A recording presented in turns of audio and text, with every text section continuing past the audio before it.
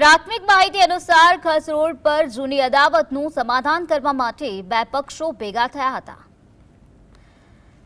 આ દરમિયાન મામલો બિચકતા સામા પક્ષે અચાનક હુમલો કરી દીધો હતો। આ હુમલામાં હરપાલભાઈ રવુભાઈ ખાચર નામના યુવકનું ઘટના સ્થળે જ મૃત્યુ થયું છે, જ્યારે અન્ય ઇજાગ્રસ્ત અક્ષયભાઈ ખાચરને વધુ સારવાર માટે ભાવનગર અને સંતુભાઈ બોરીચાને બોટાદની હોસ્પિટલમાં ખસેડવામાં આવ્યા છે।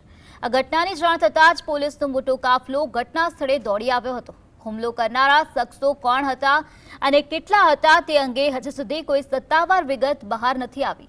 હાલ પોલીસે આ મામલે ગુનો નોંધીને કાર્યવાહી હાથ ધરી છે। જે ઇન્જર્ડ માણસ છે એમને પૂછતા એમાં એક આરોપીનું નામ મળ્યું છે।